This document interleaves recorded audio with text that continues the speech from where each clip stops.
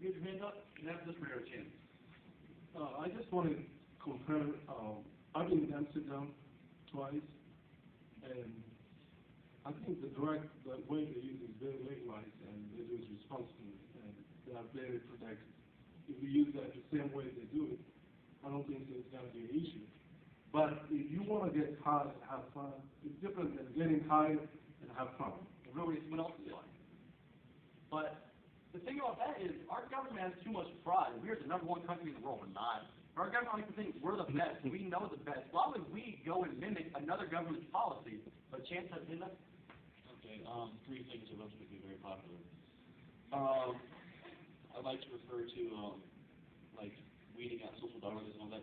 Like we see Americans' responsibility level with obesity. Like we have access to all this food and no responsibility. And I think that okay, you're giving that a look. But another thing is anybody who goes to destroy themselves with drugs says yes, drugs will destroy your life if you abuse them. Do they really add anything to society? Should we not let them weed them out? And also, like on top of this, it's going back to something somebody said about government regulations. And this is going to sound crazy to you, but they add fluoride to your water, makes your teeth white, but also makes you susceptible to changes. So the question is, when the government starts taking away your rights and say you can't do that, when can they start saying you must do this or you must take this pill to make you more susceptible to even more changes? I love the first two parts of your response. You hit both sides of the spectrum. You said people don't have responsibility with obesity. Why would they have responsibility with drugs? What was the second thing you said? Social Darwinism, do they add anything? Oh, so you add anything to society, which is elaborate to our earlier point. Don't we want the progress of society to happen faster? Wouldn't the decentralization and deregulation of all these things organically result in people becoming more responsible? Because aren't they responsible? Aren't they giving the state responsibility simply because it's there? I mean, every time you hear people say, I want to be able to watch whatever I want on TV or pick up whatever magazine I want to pick up on the shelf, but the first time something they don't like comes on the Facebook screen, they're spouting all kinds of, well, the government should step in and regulate this. The reason we depend on the state, the reason we're not responsible, is because the state is. If the state wasn't responsible, we would organically become responsible if it wasn't there. It's kind of the platform for libertarians is that we have individual responsibility. Also, train of thought. Someone else. You like it? I feel like I've said a lot, but say more. This just kind of follows on the responsibility aspect of it, or the social Darwinism and all that. America is supposedly a free country, and if you want to be fat and happy, it is your right as an American to be fat and happy. If you want to destroy your body and throw your life away with drugs, abusing them, or whatever you want to call it, that should be your right. If you want to do that, this is a free country supposedly, then why can't you do that? And if I want to go home and smoke meth, I'm going to do it regardless of the law. I'm going to go get me some meth and get high. Or drink gasoline. I don't know why I would do that, but then we have a response to the it's my body. subjectivism and the responsibility. Do you want to have any input to put on the role of government being responsible for ourselves? And I would love to hear from this man's class, because I don't think I've heard many of you. Come on. You with the face and the hands? You seem like you want to say something. What about me? You have any input to add? You look like you do. I can see it. Look at this whole quiet class. You talked about, you said you have the right to go home and get high. What makes you want to do that? Nothing, which is the point, and I don't want to go home and get high. What makes people want to just sit there and spend $10 on a dime to get high for 30 minutes and then go eat? We don't, I don't never explain what Maybe it makes the food taste better. I grew up in Detroit, so I grew up around marijuana and many other types of drugs. But I was the only one out of the whole crew that never did it. But I just want to know, like, the real question that makes you really want to be on drugs, why it feels so good to just sit there and get high. And then everybody else around you is being more successful. Well, being high doesn't necessarily impede success with me, for example, that, but I'm going to argue that it's a fallacy. I'm going to argue that just because someone wants the right and the liberty to do something the liberty to do so does not mean that they have the desire to do it. I mean, I desire my liberty to have the freedom to do these things, but just because that freedom and that liberty is there does not mean that I desire to do these drugs. I desire the liberty and the freedom that comes along with being able to, but not doing it. As I said a moment ago about smaller government, once again realize that, you may not have interest in drugs. In fact, the subject may not even appeal to you. But a lot of people that focus on small government focus on things like, if they can take away one of our rights, what can they do next? Now, our government has very recently shown that they can keep going and push the limits. And they can push the envelope where we didn't think they could before and take rights that they want to take. So you just have to make a decision on where, you want to stop. Where do you want the decision about your life to stop? Okay, I haven't heard from either of you, so I'm going to go to the girl in the back, then you.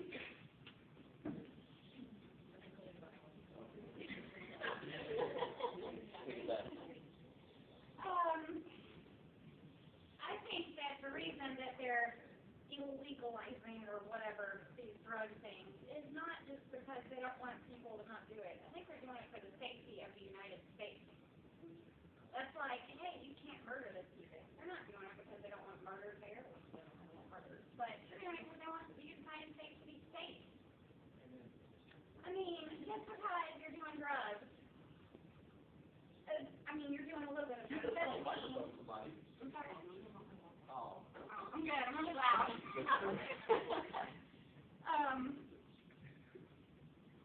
Just because you say that you're not going to do drugs, what about this other person who says, I've never done that. Let me try it. Wow, that was really cool. Let me do it some more. That was awesome. Let me try something else. Oh, that person was nice. Let me go raise them. Oh, that person, I don't like them. Let me just slaughter their neck. What if stuff like that leads to other things? That's why America's trying to get over it. I've done every drug under the sun, and I've never killed nor raped anybody. Yeah, but just somebody else does it. I'm high as shit right now. I don't feel like killing nobody. Fallacious to assume that drugs are immediately correlated with murder and rape. For instance, Adam Lanza at Sandy Hook was not known to use drugs, but it's right here. Detroit. Which one was Detroit? So you hung out with a bunch of people that did drugs. Did you not do it because it's illegal, or did you not do it because you made an adult, informed decision not to do it? Well, that's our point, is that we're smart enough to make that decision on our own, and we don't need, you're the prime example. You broke the stereotype. It's against the law. All your friends were doing it. You're like, well, that's dumb. I'm not going to do it. And most of us think that that's the way it's going to be. But there are those people.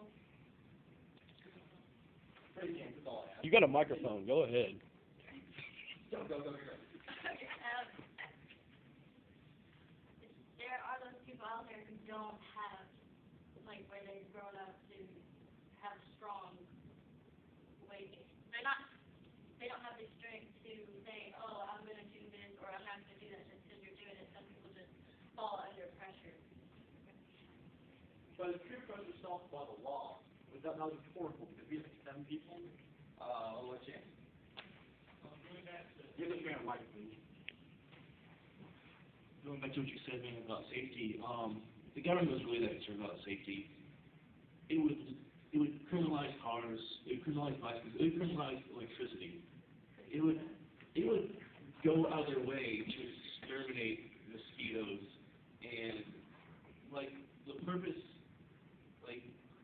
there's never going to be a completely safe environment. And drugs are so low on the list of things that the government can do to make a safer environment behind purifying water, that it's just not right. It's just not a good example. Okay, guys, I need to pause the discussion for a second. We're only scheduled for 10 more minutes. However, anyone who wants to stay longer than 10 minutes, if there's 10 or 15 of you, I am totally down to keep going. Who wants to lengthen this discussion? Let's do this orally. Say yes or no. Yay if you want to lengthen the discussion. Yay. All right, well, I'm going to go ahead and we're going to lengthen this, but we're going to stop and discuss next week's agenda. Then we're going to move back to drugs and policy. Who's got suggestions for topics about what we should talk about next week? I have a question. When are you planning on holding the meetings? Do you have an issue that It'll be Friday at 12:15 in the dining room every week, and if it's not, then she will let you know. Next week is spring break. You guys should be home not getting hot. No problem. My suggestion for topics of things we can talk about next week is, the right to petition and to, come up with laws. And this is just a referendum? Okay, that's a good topic. We're going to see at the end of this little bit who wants to do that. There are some topics like that one specifically that might be really specific. And the goal of this club is, I'm not sure where everyone is on a political level in here, so we're going to kind of move into more advanced topics as the semester goes on. I feel like we've been touching Bill on government regulated insurance about the conversation. I don't know if you got Insurance, like life insurance and car insurance?